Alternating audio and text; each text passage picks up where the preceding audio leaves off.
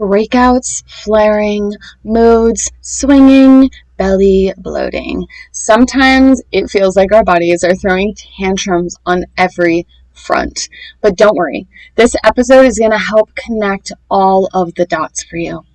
Today we're talking about a topic very close to my heart and skin, the powerful relationship between your liver, hormones, gut, and your complexion. We are going to reveal how a few mighty bitters in a daily liver-supporting tea can turn the chaos into calm. By the last sip of this episode, you'll know exactly how to nourish your gut, fire up liver detox, and balance your hormones and complexion. Because, honey, it is time to start glowing from the inside out. If you've been dealing with stubborn breakouts, PMS, breast tenderness, or that bloated ugh feeling, no matter how clean you eat, then keep listening. And spoiler alert, it's not about a 10-day detox or pricey supplement stack. This is all about using plants in smart, sustainable ways your body actually understands. But first, let's read one of the amazing reviews that you guys have left. This one is from Jess P802, who literally captured the vibe of this podcast absolutely perfectly. She says that the podcast is cozy and informative and described it like sitting down with a warm cup of tea and learning something new with a friend. Yes, yes, and yes. Are you tired of feeling overwhelmed by health advice, struggling to stay consistent, and craving more ease in your diet and calm in your mind? Then you are in the right place, my friend.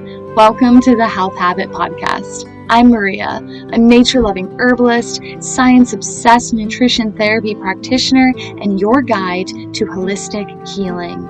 If you're ready for simple wellness solutions, nutrition tips, and mindset shifts to help you feel energized, fulfilled, and in control of your health, then brew up some tea or crack open a kombucha, and let's get into it. There was a time in my mid-20s when I started having severe acne, didn't even feel comfortable being around my family. I felt so poor about myself at this period in my life. And you get over your teens, you get out of high school, you think, oh, I should be past this. Well, no, sometimes that's just not how life goes. And I know I would have loved to have a community like this that could have taught me about herbal allies and natural solutions. So if you are in the place of struggling with any kind of health issue, do yourself a favor and join supportive communities such as my weekly email newsletter. If you're interested in joining us there, please head over to thehealthhabit.net/newsletter or tap the link in the show notes. But listen, guys, when I was at the peak of my acne issues, I literally was desperate. I was trying all of the things, buying fancy face masks, all the serum. I was so dedicated to improving things that way I could actually start feeling better about myself.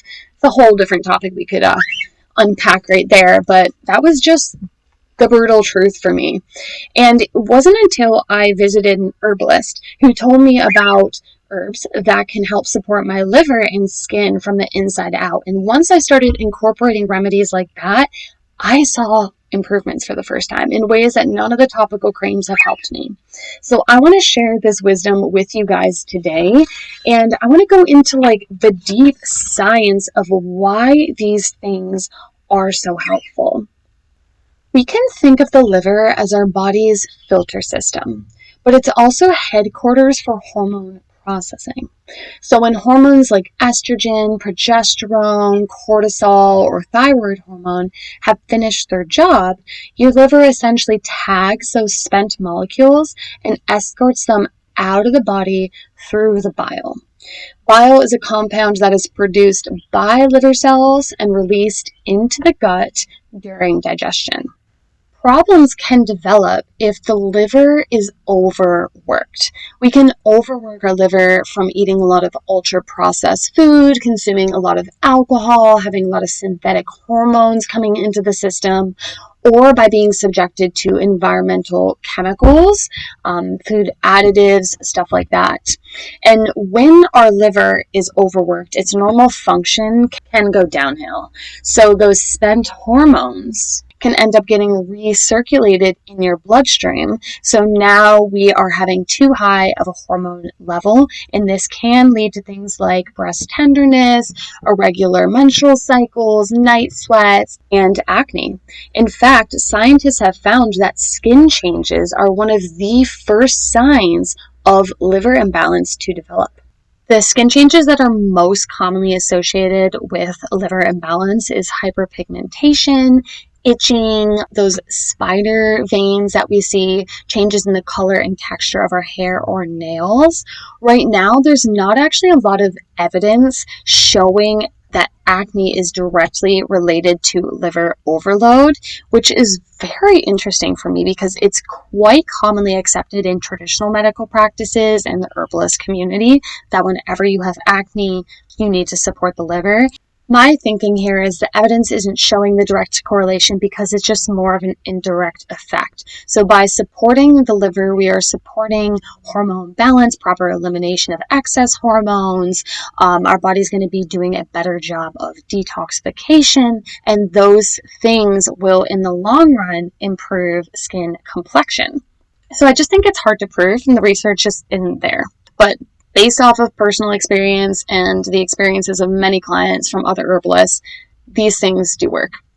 And ultimately, supporting your liver is just generally supportive to the body. And whenever we have practices that are supporting the whole, like all of our body's functioning, that is going to trickle down and have positive impact on so many different layers of our wellness, skin included.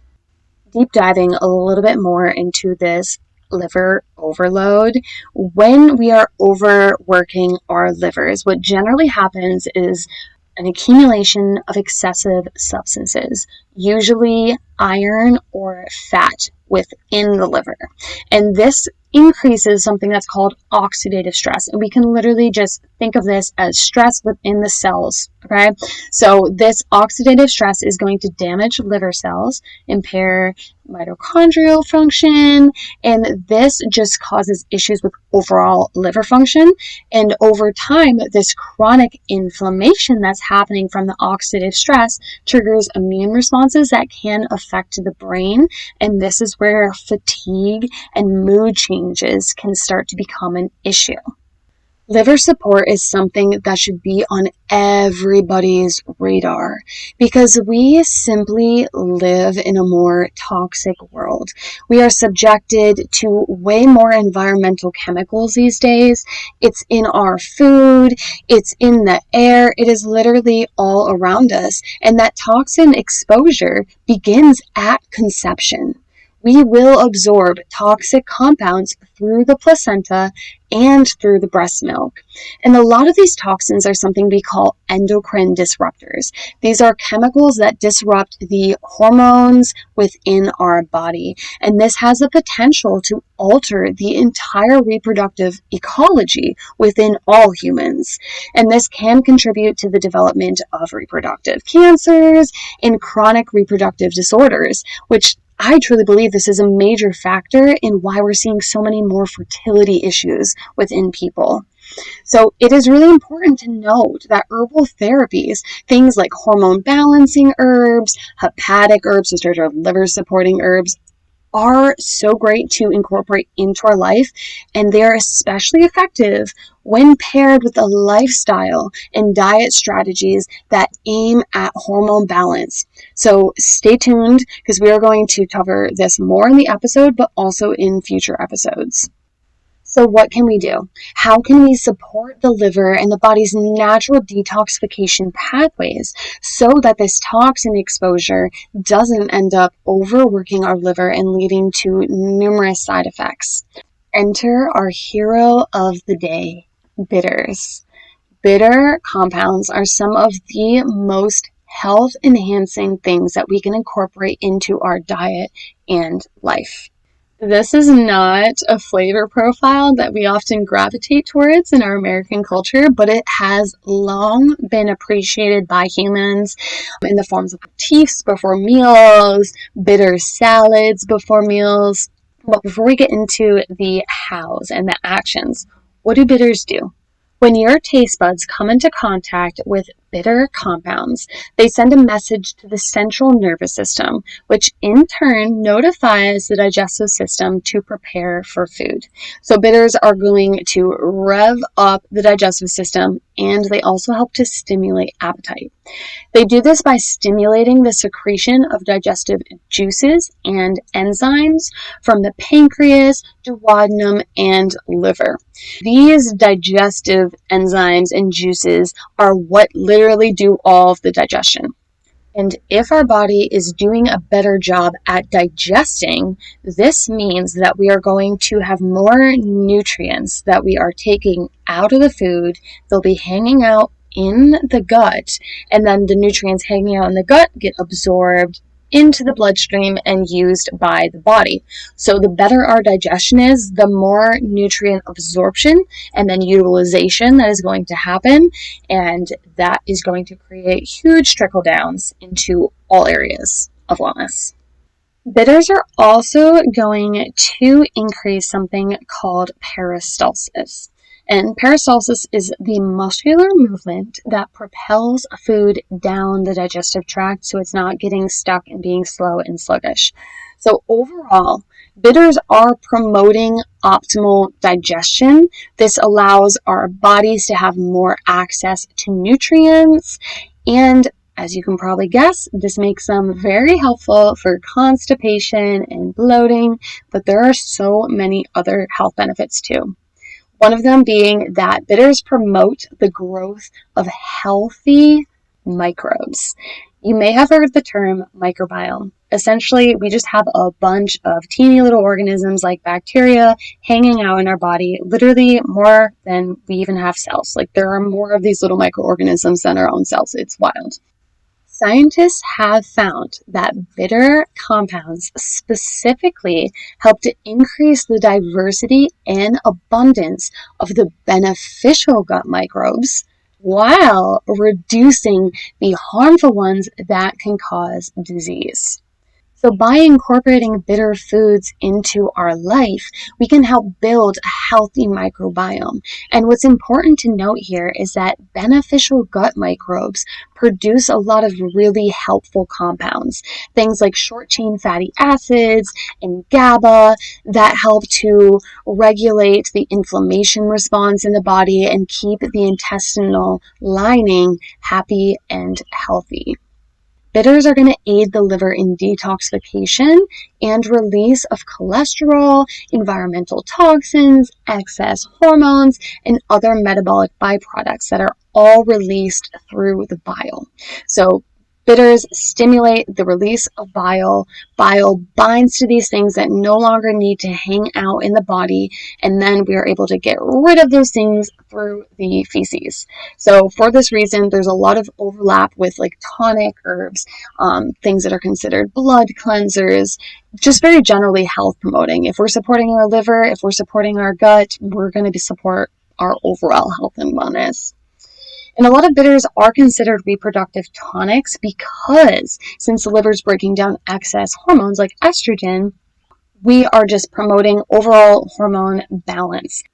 And what rocks even more is those healthy microbes are also going to help this process of getting rid of excess hormones, specifically estrogen, by helping to prevent the reabsorption of these excess hormones later in the digestive tract. Really important thing to be aware of is that taste matters. When it comes to bitters, you need to be able to taste the bitter flavor to get all of these healthy benefits, because it is those taste receptors that are causing the increased stomach acid and digestive enzymes and the flow of bile and the intestinal movement through peristalsis, all that great stuff.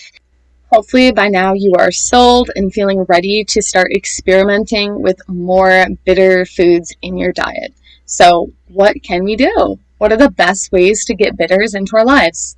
My personal favorite, because it's just the most convenient, is to get yourself an herbal bitter tincture.